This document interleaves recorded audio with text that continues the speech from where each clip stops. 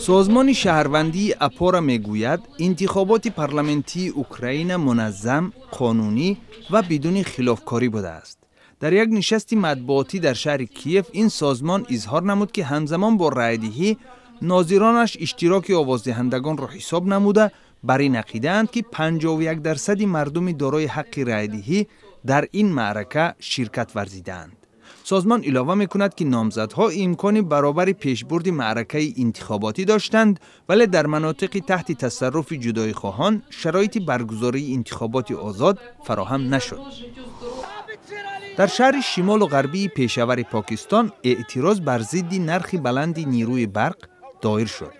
در پاکستان تأمین نیروی برق از مشکل‌های بزرگ به شمار می‌رود. از سبب کهنه بودن نظام تأمین برق و دزدی سراسری در پاکستان قطع و یا کمبود برق دائما احساس می شود. اعتراضگران می گویند منصبداران فاسد ساحه تأمین نیروی برق می خواهند از حساب مشتریان مفاد نظام تأمین برق را افزایش دهند. در دوشنبه پرزیدنت تاجیکستان امامعلی رحمان اولین انجمن سرمایه‌گذاری سازمان همکاری‌های اسلامی در منطقه آسیای مرکزی را افتتاح نمود. در این چهاربینی دو روزه نمایندگان 57 کشور عضو سازمان همکاری‌های اسلامی امکان بهبود نظام نقلیات، انفراساختار و ساحه برق و صنعت آسیای مرکزی را بررسی می‌کنند. در قزاقستان رهبران حزب کمونیست ادعا دارند که مقامات می‌خواهند فعالیت این گروه سیاسی را منع کنند.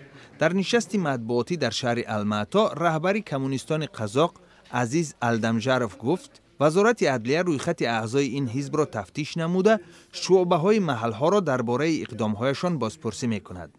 الدمژارف ابراز داشت که مقامات نامه‌های الکترونی اعضای حزب کمونیست را می‌خوانند.